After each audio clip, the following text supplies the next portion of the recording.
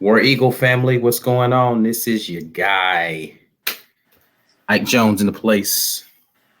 Got my crew in here with me, Caesar Walker, Mike G. We are the War Rapport, man. We are going to be coming to y'all talking about the week in review, a recap of everything that just happened in college football over this past weekend. And formalities out of the way, of course, you can always go to the War Rapport on Twitter and Instagram. Follow us there. Make sure you're liking and subscribing on YouTube as well. That's the way that we can make sure that we continue to bring you guys the content, is getting those views up and those followers up. So help bring some of that other Auburn family in here with us.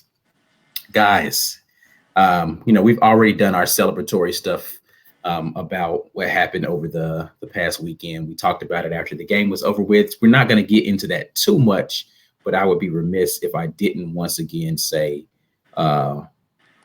we won. And if you're mad, stay mad. But yeah.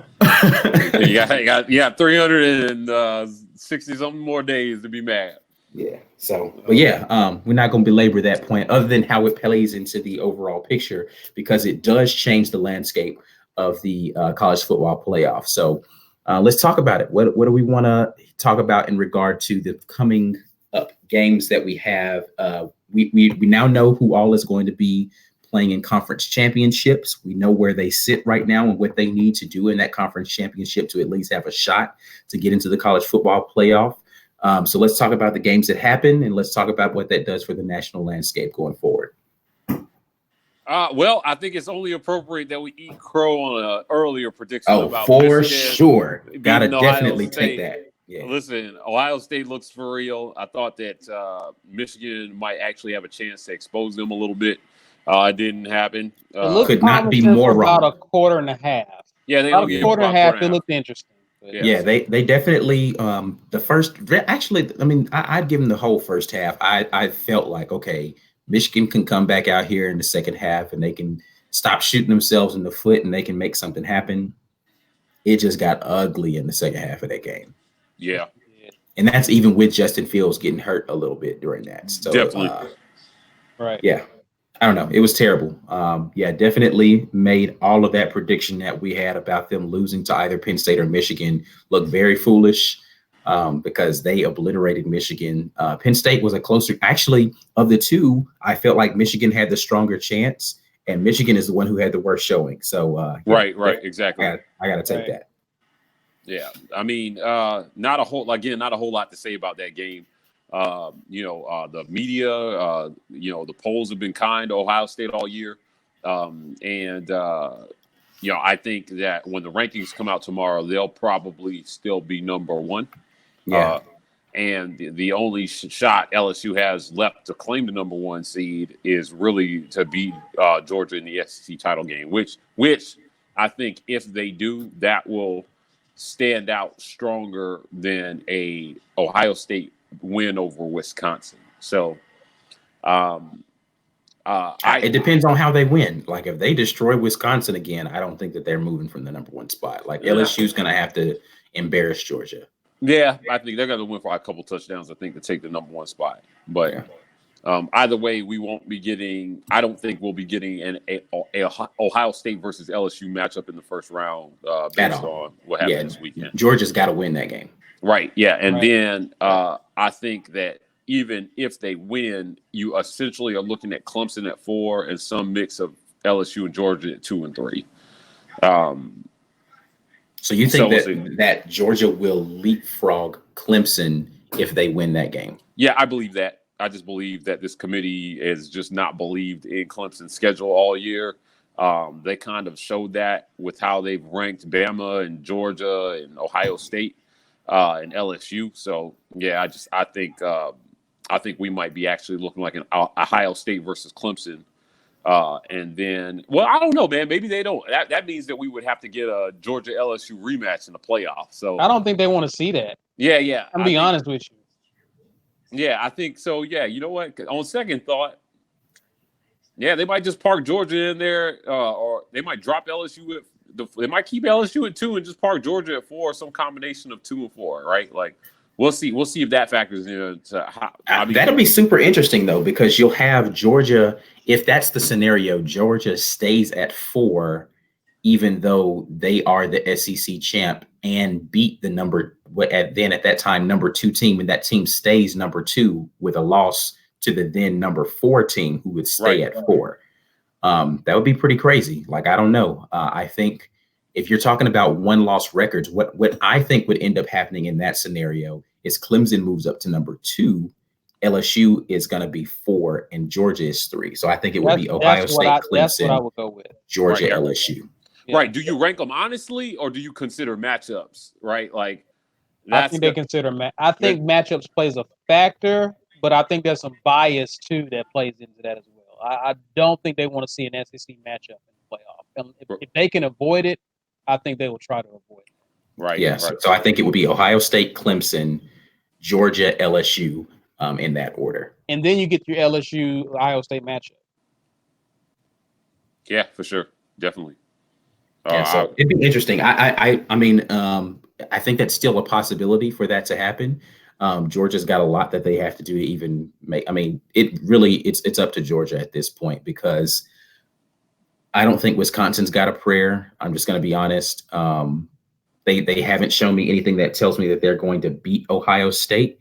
Even if they do, I think Ohio State's in. They're still in. Yeah, there's nothing they can do. There's nothing they can do to get knocked out of this playoff. Yeah, it's just what I'm saying is that's going to seeding is what's going to be impacted by that. Right. Yeah, because if you have, let's just say on one crazy off scenario, both Ohio State and LSU lose, then you're going to have Clemson at number 1, Ohio State probably at number 2, Georgia, LSU. I don't know. That 2-3 be interesting, because Ohio State's loss would be to Wisconsin. Georgia's losses would be it would probably be Clemson, Ohio State, Georgia, and then LSU in that scenario.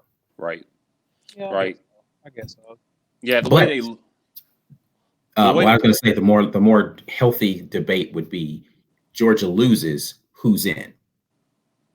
Right, for sure. And we definitely will get to that. Before we move away from Ohio State, we would be remiss if we don't mention Justin Fields' performance in this game.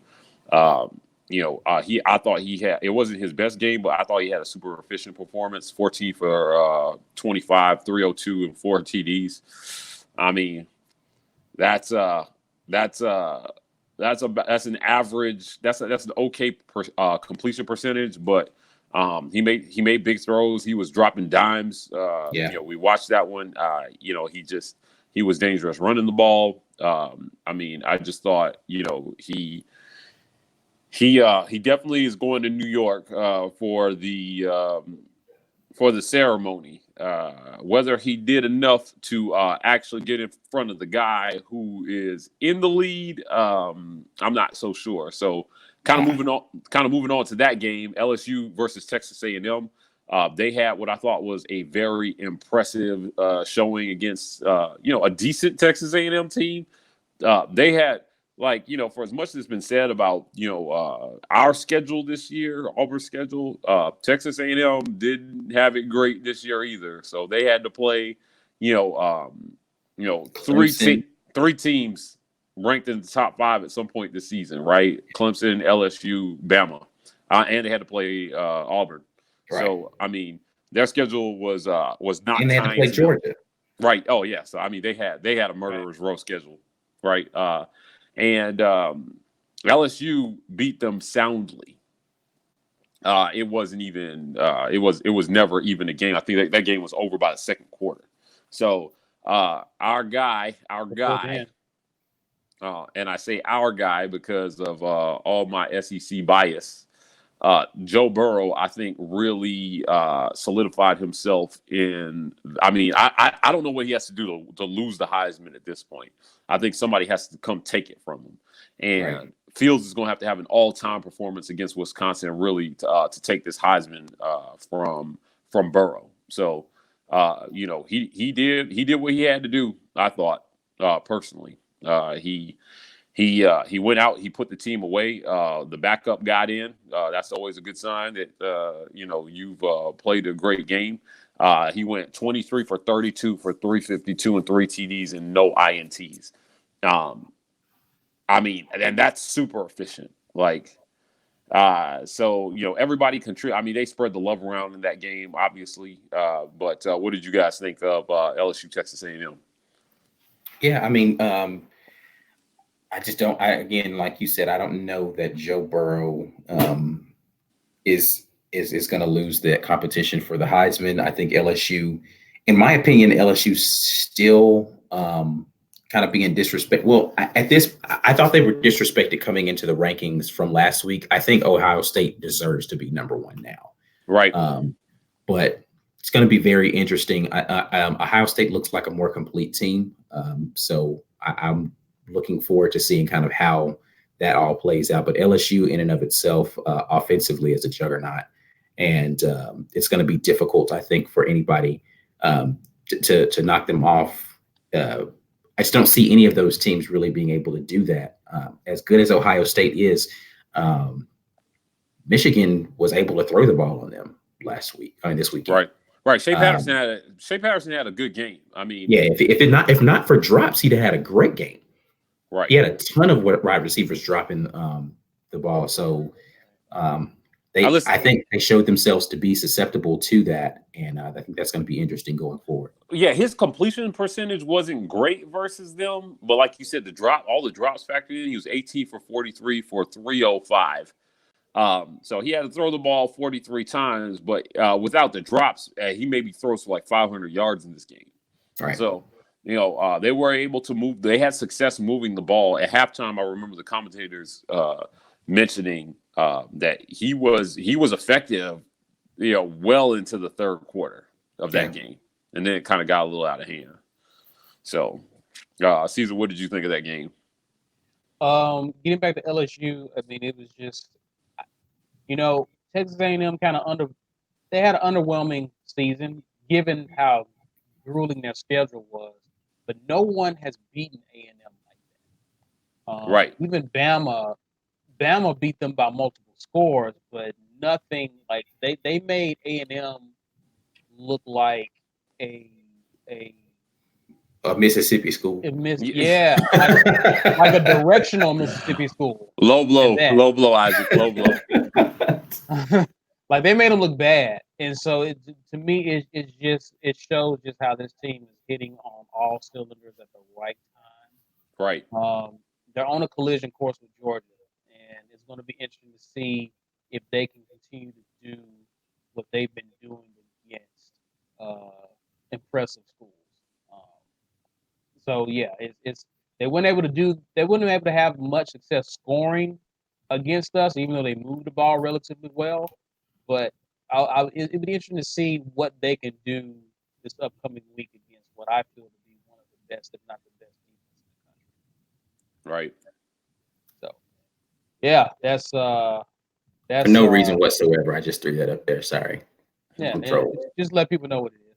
Yeah. Anyway, that has nothing to do with the conversation at all. Sorry. Yeah. I think to your point, Mike, Joe Burrow pretty much has the highest. Even he would have to throw 4 picks in one half. Right. He'd have to have a Jameis Winston professional game. Yeah, like he would have to play so uncharacteristic at this point. Yeah, I mean, he's thrown the ball 30 times a game, and 300 plus yards every game, and 3 to 4 TDs. I just don't see how he loses it at this point. Just a really good showing versus Texas A&M. Something that's kind of been a theme that we've talked about, like kind of a difference between Auburn and some of the schools that are in our division that are ranked highly, is that when they play lesser competition, they beat them like they're playing lesser competition. And, Texas A&M has taken their lumps this year. LSU went out there and put it to them, and it was not even in doubt in the second quarter. I think by the start of the second quarter, it was 21-0. They got another touchdown, a field goal, and then it just kept kind of pouring it on from there. So LSU, we'll come back to it. But if anybody thinks they know what to expect from this team when they meet up with one of these other top 4 teams, I think you don't. And I think Auburn, Alabama this weekend was a good reminder. Like everybody thought our defense was going to hold Bama and it would kind of be like a grinded out game in the 20 to 20, 28, 21, 24, 21 kind of phase.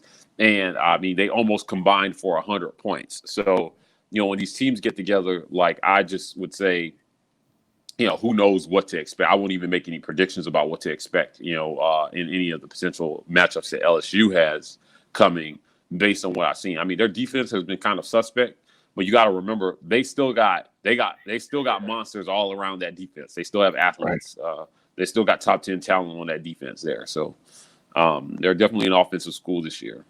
And then I think, again, Clemson, right?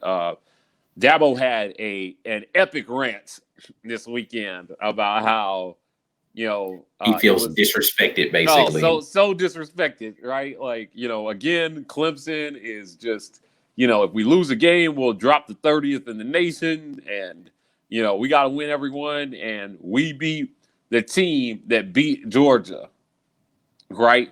He made that point loud and clear at his press conference. He said, we beat the team that beat Georgia, and we beat them soundly, and yet it still feels like if we had lost that game, they would have dropped us clean out of the top 10.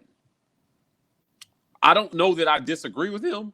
I don't disagree with him, and he's right. And they should be dropped out because look who you played the rest of your schedule. Right. And beating the team that beat Georgia is not a talking point. What does that say for Georgia? But what does that say for Georgia? But right? When Georgia played top competition, they beat them though. Right. That's Clemson played no one else. You can almost refer to that game as an aberration at this point. Well, letdown game. Letdown game. Okay. Yeah.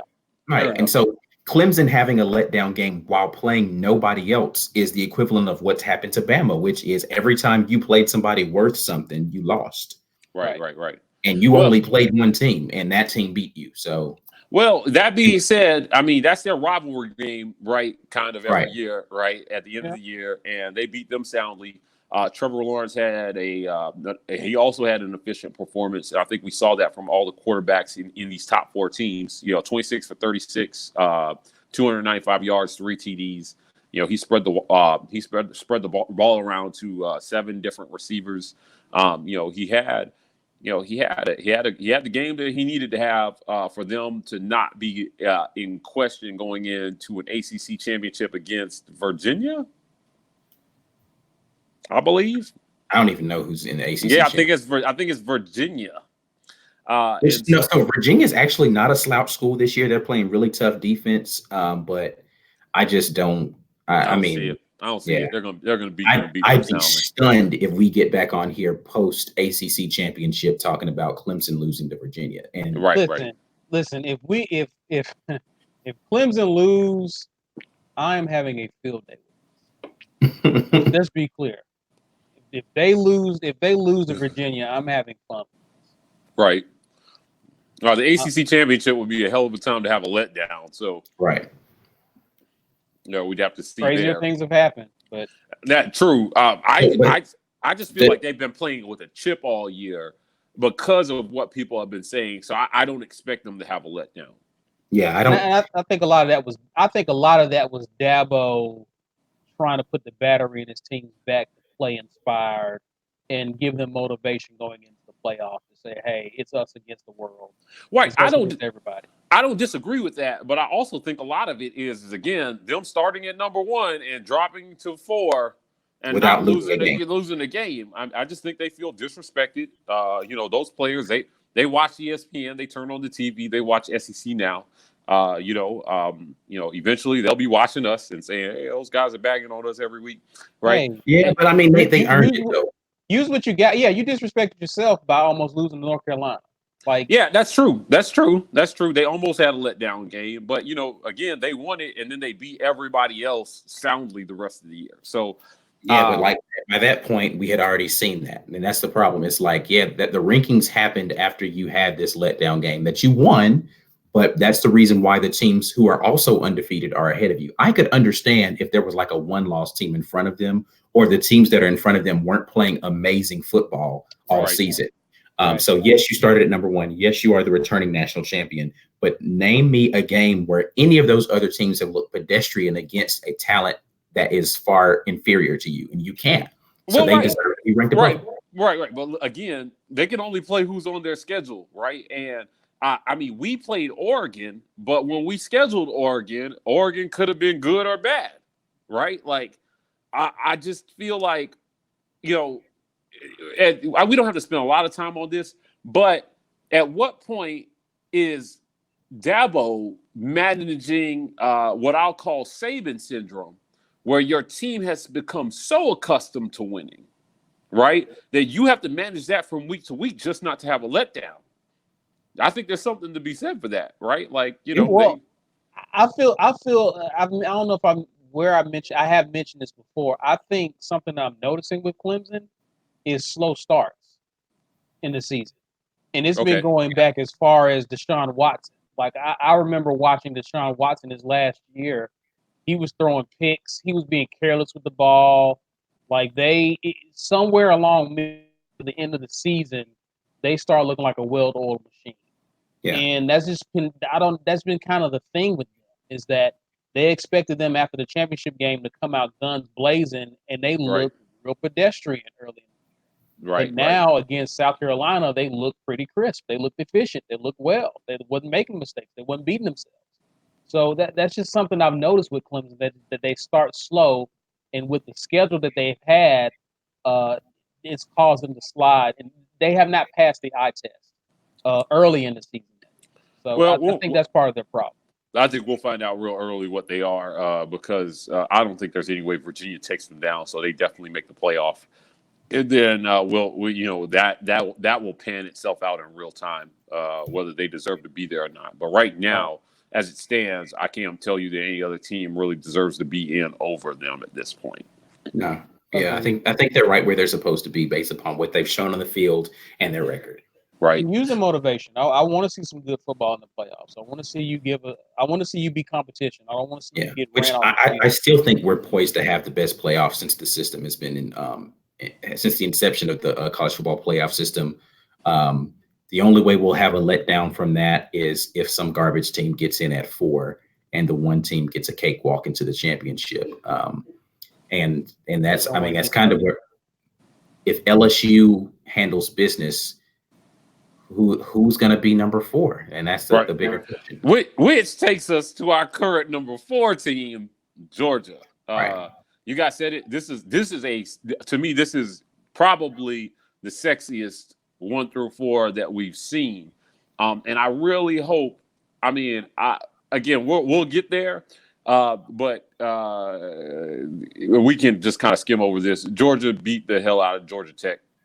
Fromm had, again, an efficient performance, 14 for 29. So, he was right around, right under 50% completion percentage, but 254 and 4 TDs. This game was never in doubt. They came out, they handled business. They beat Georgia Tech like the little brother they are. And then moving outside of the top 4, Utah handled business against Colorado. Nothing to really talk about there with the Utes. But Oklahoma, I thought, had what was a convincing win and what could have been a letdown game against Ohio State. Oklahoma State. Yeah. And now that Big 12 title game, has a lot of implications for that 4 spot. So right now the Utes sit at 5.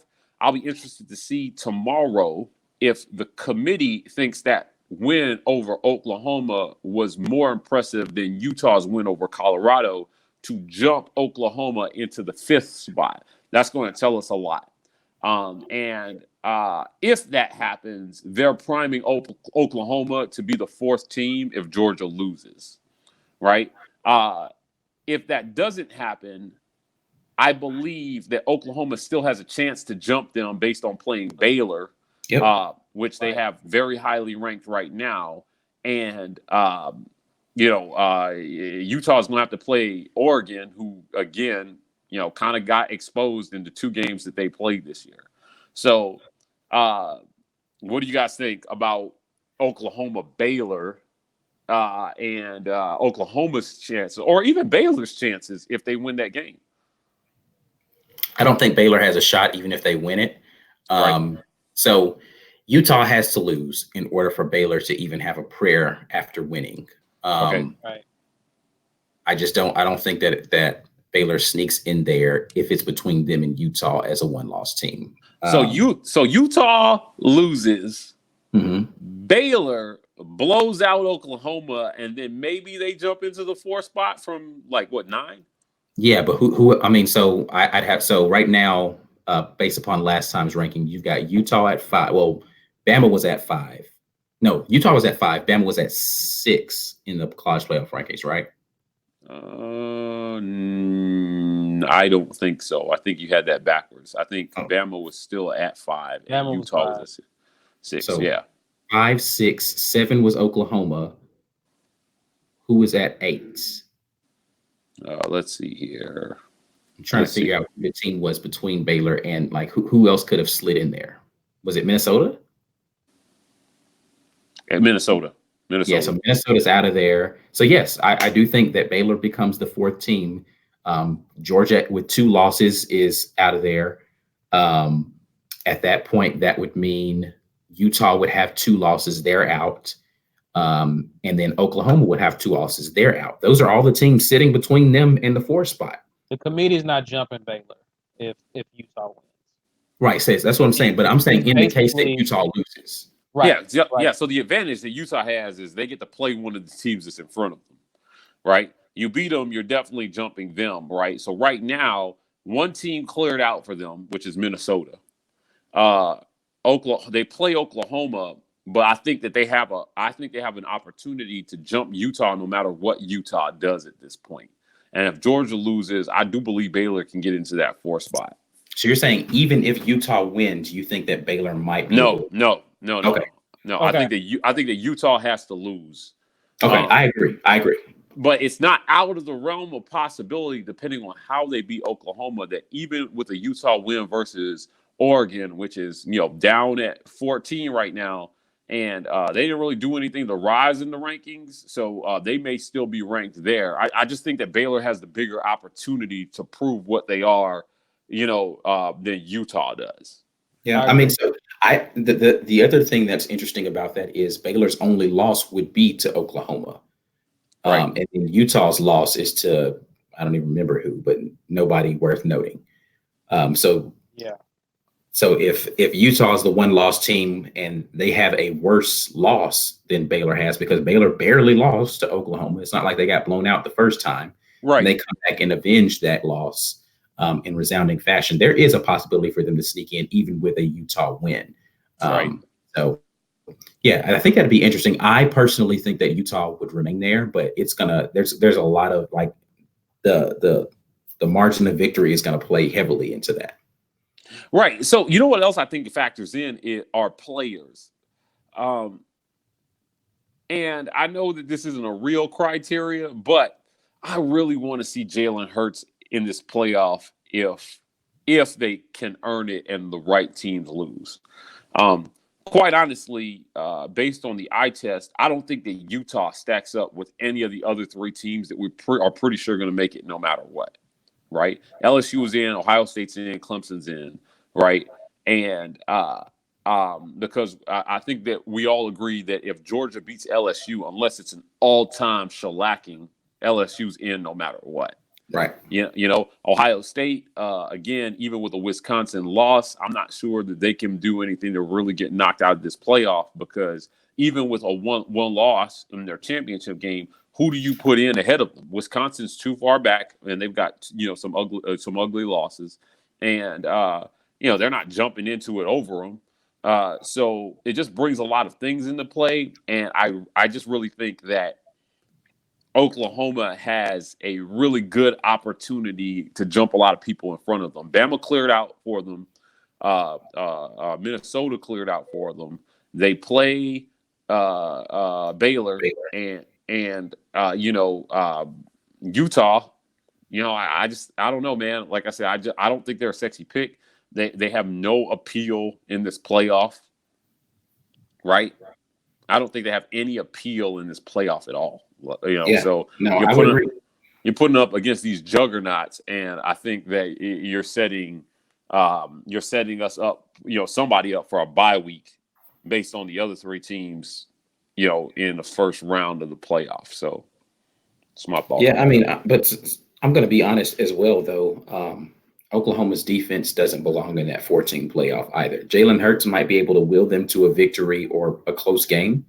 Okay. But Oklahoma's defense hasn't shown me anything that lets me think that LSU or Ohio State as the number 1 seed going against that defense is going to have any opposition whatsoever.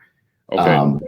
They'd have a better chance maybe against LSU's defense than Ohio State's. But yeah, I don't know. It's going to be a tough task. I don't know that anybody right now outside of Georgia has the horses to compete in the Final Four. Your options are Baylor, Utah, Oklahoma right now. Right. Which of those 3 teams do you think is beating Ohio State? Well, I mean, that's why I say it comes down to players and great players. And I think that Jalen Hurts is a great player. That's one heck of a matchup. Right. And that receiver that they got out there, Oklahoma, what's his name? Rambo? Yeah. Yo, that guy is CeeDee Lamb. CeeDee Lamb. Yeah, CeeDee Lamb. Dude, he is video game good. All right. Yeah. So I don't know, man. I just think an explosive offense, we thought, look at what happened in the Iron Bowl this weekend, man. We all thought that it was despite this probably being the most explosive Alabama offense that we had ever seen, that this would be a much lower scoring game. And in these matchups, I don't think with the teams that are in it right now, plus Oklahoma, that in any combination of that, you can really know what to expect when they play. You can guess, but I think that Oklahoma has a real good shot to get in versus somebody like Ohio State and just have enough offense if Ohio State starts to make some mistakes to stay in it and make it competitive and possibly win. So that's why I think Utah is at a disadvantage right now because the committee claims that they re-rank every week like from scratch. Previous week's rankings don't matter. This week we're ranking the top 4. So if they're really doing that Oklahoma State win resonated more than Utah beating down Colorado, I'm telling you. Yeah, no, I don't disagree with that. I personally think that if the door is open by LSU beating Georgia, Oklahoma with a win against Baylor should be the number 4 team. Okay. Yeah, I'm just saying that I don't know that that's a necessarily offensively. Yeah, I think Oklahoma can do some things because, again, we're talking about an Ohio State team that from an a defensive standpoint, Michigan was actually doing things. It's just receivers were dropping it. But you do, like I said, you got CeeDee Lamb. If he gets loose in your defensive backfield, that's a nightmare. And you do have the dynamic nature of Jalen Hurts that's different from a Shea Patterson. Shea Patterson is mobile, but he's not Jalen Hurts mobile. Right. That offense can put up some points. I just don't know about the Oklahoma defense against the Ohio State offense. Right. So you're gonna see some points. You're gonna see some points put on. Yeah, that might end up being a shootout type of situation.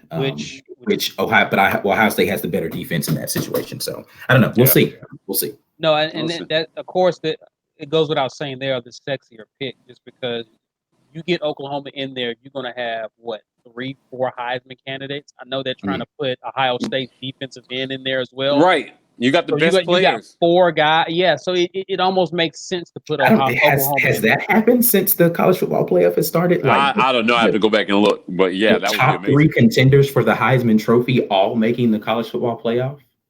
I don't know. But that would be amazing. But again, it makes a compelling case. Should Oklahoma beat Baylor and Georgia lose for them to get in?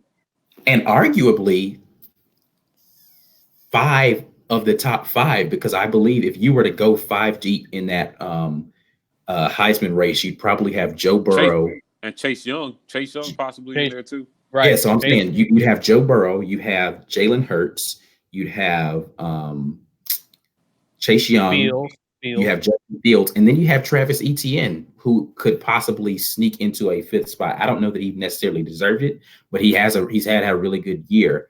So Trevor Lawrence was in the conversation. I mean, that's a lot of guys who were in the conversation for the Heisman. Yeah, had Trevor Lawrence had the year we expected, you'd have literally every quarterback that was supposed to be a Heisman Trophy candidate there if those were the top 4 teams, which is insane. Right. Well, I think we'll save our picks for Saturday's show before the championship games. But I'm looking forward to what is going to be some compelling sports theater this weekend. Absolutely. I'm just happy that we got Bama out of the conversation. Yep. They sitting there with us, just watching what's happening. We're the weird team that made them miss their first playoff. Yes, I love it. It's wonderful. Amazing. Hey, what was the score again? Just in case you want to put that. Oh, yeah, just in case they didn't know. In case anyone missed it. Yeah. Just in case any Bama fans are tuning in. Yeah. Hi, haters. Yeah. You got a whole year left of that. So tell them where they can find us, Ike. Yeah, no, we're definitely in Twitter land and Instagram land out there doing wonderful things. The War Rapport. If you're watching this on YouTube, again, click and like, click and subscribe. Actually, if you're a hater and you want to click unlike, you know what I'm saying, you want to thumbs down it. There's no real reason to do that, but you could do that, I guess. Just subscribe so you can continue to come back and watch it and troll us or whatever you want to do, especially if you're a Bama fan. But I like that. Yeah. So we're out here doing things. War Rapport, man. All right. We're coming to y'all. Yeah, we're coming to y'all with some more content this weekend. Tune in Saturday. We're going to have championship game analysis as well as playoff picks. Yeah. Predictions. All right, y'all. We are out of here until next time. As Caesar's already said, War Eagle. War Eagle.